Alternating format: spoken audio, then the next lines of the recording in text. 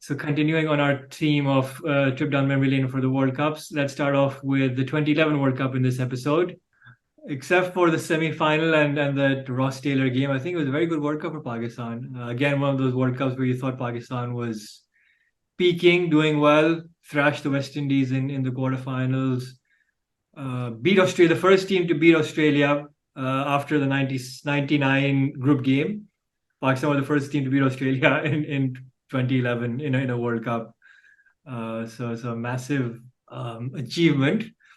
I remember they even nervously chased 190 something, barely got over the line. Omar Akmal, I think, did something. The only time Omar Akmal, I don't know, I'm being harsh. I think Omar Akmal did a couple of times, but like, Yeah. I still remember that was tense. The you know, should I tell you? I'll give you a stat that just paints a picture of how desperate Pakistan were before that World Cup. I mean, there was the spot fixing, all that, but Yeah. our highest ranked batter in the ODI rankings was Shahid Afridi at number 29. Let that Wow. sink in. That is the lowest ranking of any team that ends up making it in the semifinals. Shahid Afridi, your top ranked batter at number 29. I mean, you had a You know? middle order of was it Yunus Khan and Asad Shafiq Miss, and yeah, Misbah Haq? I Miss mean, for ODI, okay, we're not trying to save a test match on day 5. That would be a very good team for that. But for an Yeah, yeah, ODI no, World well, Cup, I'm but you know, it not. was a I'm good not. team on And of paper. course, the flashy, talented Omar Akmal. But Umar as a Akmal, then team, you had Shahid Afridi, Abdul Razak. In opening, you had Hafiz and Kamran Akmal. Sometimes I think you played Ahmed Shahzad also. It was a good team. And a team as Saeed Ajmal, see, this is where I have limited patience for commentators who previously had roles as coaches and captains, right? Wakar Yunus kept Saeed Ajmal out of the team for a long time because he favored Abdur Rahman because he was a better yeah, fielder and yeah. batter at number 9. And you're like, you Mhm. have one of the world's best spinners in your team, Yeah, and then he made it count when I think he demolished the West Indies, Saeed Ajmal, right? yeah, I mean, he did. Shoaib Akhtar at 9, you had Ajmal at 10. I'm forgetting who number 11 was. Umar Gul, no, yeah, Umar Gul. Umar Gul Omar was Gol, number of one. course, Omar Gol. How can I forget Yeah, Omar Gol? yeah, Yes, yes. yeah. So, And I mean, what a obviously, team. That was a good team. they're swapped for Wahab Riaz, Kamran Akmal, Ross Taylor. Lots of memories, of course. The semi-final, Tendulkar's drop catches, the DRS, not The DRS review. DRS, whatever that is. I mean, even Ian Gold says it's a, if you showed it to me now, I would say 100% that's out. But and Yes, of Ajmal even course. said it was a straighter ball. It was misread by Hawkeye, which was new at that time. But the key thing there is the drop catches, and yeah, Abhi tak, even till now, Shoaib Akhtar still maintains that if he played that game, we would have won. I mean, all things said, the way that tournament was going, 260 was not a bad score to chase on that pitch under lights. And the way we started, I think it was okay. It was only to when Hafiz played that ridiculous scoop shot of, was it Manaf Patel or someone? Yeah, Munaf just Patel. It was Munaf Patel. And yeah, but I think it's the pressure of chasing a semi-final. You always add yeah, 30 more runs to it, right? Because yeah, you're effectively that's what you're chasing and knowing Pakistan under yeah, pressure. But a few things, I know whether you noticed, whenever Pakistan got a wicket in that game, they yeah, played Billie Jean by Michael Jackson. The very patriotic Pakistani song, Billie Jean. Because I don't know why they couldn't play Pakistani songs at yeah, Mohali. But anyways, that was funny. But yeah, I mean, I still yeah, recall Shoaib Akhtar still thinking that he was a better choice than Wahab. yeah, Forget that Wahab got 5 wickets yeah, and almost won you the game. But Shoaib was like, no, no, no, no. yeah. Um, And I watched that game in some like UCL student hall or something. And that was the first time where witnessed an imbalanced India-Pakistan fan ratio at an India-Pakistan match where it was like 90% Indians. And when Yuvraj Singh was bowled first ball of Habras, I remember it was that was pandemonium. something, man. Yeah, yeah. Yeah, 2015, then down under. This is where the parallels of '92 started.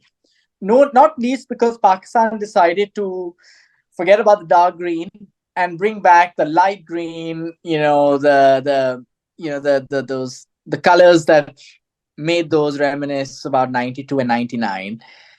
Um, it was in I Australia. still It was in Australia. Let's not forget it was in Australia, and it was a classic Pakistan beginning. We lost to India. Fine. But then the West Indies game, I'll tell you, I fell asleep. And then I woke up and I just wanted to look at the score and I was groggy and I saw 1 for 4. And I was like, no, this must be I haven't woken up properly. And then I look at it again and it's like, what, like 3 for 4. And I was like, wow, and sometimes part of me was confused because Australia invert the scores, today. And I'm like, maybe it's that. What's happening? I had to see the scorecard to realize what happened. Yeah. And it was after Pakistan had done decently with the ball till the 45th over or something, and then the last 5 overs, West Indies went berserk and ended up scoring for like 70, 80 runs in the last 6 overs. But yeah, I remember that horrific debacle against the West Indies. Sneaked through against South Africa. From what I remember, what a game, also, though. Yeah, that was a. Again, it was defended a very low total, very low so total. It was actually lower. It was 210, but because of DLS, I think it increased a bit. And that was the game where finally Sarfaraz got called back after it was Waqar Yunus said, "Oh, I didn't know Sarfaraz could Guess who the coach is? Guess who the coach was then? That's why Waqar Yunus deciding to keep with Umar Akmal. When your strength is your pace bowlers on bouncy wickets, and poor Umar Akmal, his own brother, who's an actual keeper, is dropping so many catches. What hope does Umar Akmal have? I remember that South Africa game, and just after we won, it started pelting down. It was almost as if it was made to happen. And that's when it came back, the pace is pace. Because if you remember, 2011 was spin, death by spin, Shahid Afridi, all that, Ajmal. But 2015 was the first time in a long time it came back to pace. Agreed. No, I was just going to say, speaking of drop catches, in that World Cup, that famous Wahab Riaz spell of Shane Watson, where he ended up getting no wickets. Ended up going for 6 and over in 9 overs in a game where the required run rate was 4.2. Who, Wahab Riaz? Yeah. You're being harsh. Wahab Riaz got 2 wickets. Michael Clark. We went for 6 and over at the end of it. In a game where the required run rate was again chasing 215 or something, right? 212. But yeah, of course, that Rahat Ali drop catch is what that World Cup will be remembered for. Poor Rahat Ali. Of all the catches, that catch is probably the most played reel for Pakistanis.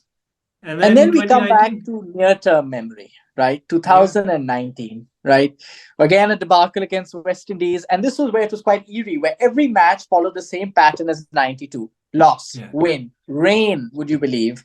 Loss. It was exactly the same, but this time it wasn't enough. The game that got rained off probably is one that we didn't want to get rained off, unlike in 92. So with the all things equal, we should have beaten Sri Lanka, but anyway, and India would have beaten New Zealand because that was rained off too. That was the other game as well that was rained off. And also the from a personal point of view, obviously it was the World Cup in England. Probably attended the most World Cup games that I have. I think I went to four Pakistan games.